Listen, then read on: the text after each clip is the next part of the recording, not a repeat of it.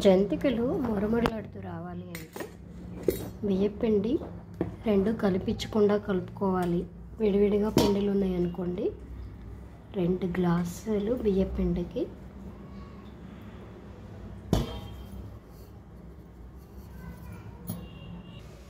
శనగపిండి చూసారా, ఫ్రెష్గా పట్టించుకున్న పిండి అనమాట. దానికి ఇది ఇంతకు ముందు పట్టించింది 1 గ్లాసు. కొంచెం ఎక్కువగా శనగపిండి వేసుకోవాలి. శనగపిండితో తినే వాళ్ళకైతే ఇది 2 మొత్తం 2 పిండిలు ఇలా కలిపేసుకోవాలి. కలిపేసుకున్న తర్వాత దీనిలోకి సరిపోను ఉప్పు,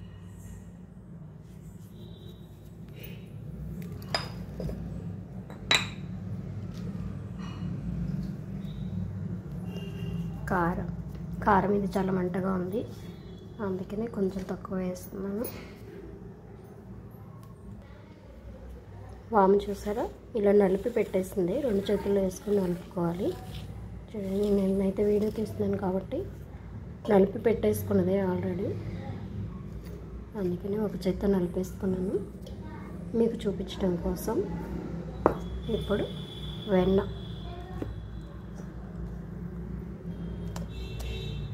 చూసారు, వెన్న వేసాను.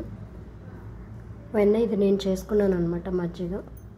ఇప్పుడు దీన్ని చక్కగా రౌండ్ మొత్తం ఒక ఉండలాగా కలిపేసుకుందాము. నేను తీసుకున్న పిండికి దగ్గర 1/2 లీటర్ పైన పడుతుంది వాటరు. కరెక్ట్గా సరిపోతుంది అనమాట. 600 గ్రామ్స్ నీళ్ళు పడతాయి. ఇలా కలిపేసుకొని పిండి ఇలా ముద్దలాగా చేసుకోవాలి.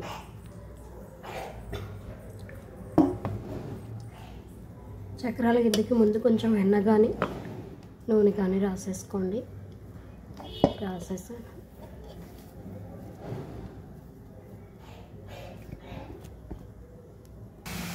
డైరెక్ట్ దీంట్లోనే వేసాను. చూపించడానికి అవ్వలేదు, పిల్లలు మొన్న ఫంక్షన్ జరిగింది, అందుకని వీడియోలు తీయడం కుదరటం లేదు కూడా పిల్లల వల్ల. మా వారి సంవత్సరం అయిందనమాట. అవి కూడా ఏం పెడతాం లేదు, వీడియో పెట్టలేదు. ఇలా దీనిలో వేసేసుకొని చక్కగా వేగించుకోవాలి. అన్నీ ఇలానే చేసుకోవాలండి. చూడండి, చేసాను.